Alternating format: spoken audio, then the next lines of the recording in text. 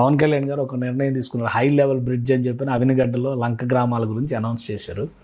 ఏంటి అసలు దీని వెనక కారణం ఏంటి? ఎందుకంటే అంత బ్రిడ్జ్ తీసుకోవాల్సిన అవసరం ఏముంది? ఇప్పటికిప్పుడు స్పెషల్గా ఇనిషియేషన్ తీసుకుని ఆయన అనౌన్స్ చేసేటువంటి అవసరం ఏముంది అనేటువంటి చర్చ నడుస్తుంది. ఇవన్నీ కూడా సరే ఎలా అంటే వాళ్ళకు నిత్యం బేసిక్ ఫెసిలిటీస్ ఇవ్వాలి, మౌలిక సదుపాయాలు ఇవ్వాలి. ఆ మౌలిక సదుపాయాలు ఇవ్వాల్సిన బాధ్యత ప్రతి ఒక్క పౌరుడికి ఇవ్వాల్సిన బాధ్యత ప్రజాప్రతినిధి. అందులో భాగంగానే మా అధినేత పవన్ కళ్యాణ్ గారు వాళ్ళకు మౌలిక సదుపాయాలు కల్పించాలన్న ఉద్దేశంతో ఇది కార్యక్రమం మొదలుపెట్టారు.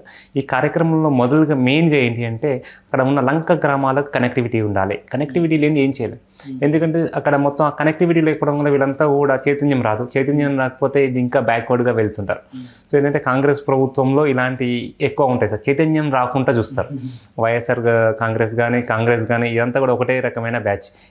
అలా కాకుండా వీళ్ళకి ముందు కనెక్టివిటీ ఉండాలి, వీళ్ళకి అవేర్నెస్ రావాలి, వీళ్ళు పబ్లిక్లో వచ్చి అన్నీ కూడా తెలుసుకోవాలి. ఈ ఇన్ఫర్మేషన్ సెంటర్ అని చెప్పి కేంద్ర ప్రభుత్వం కూడా అక్కడ ఫోకస్ పెట్టింది.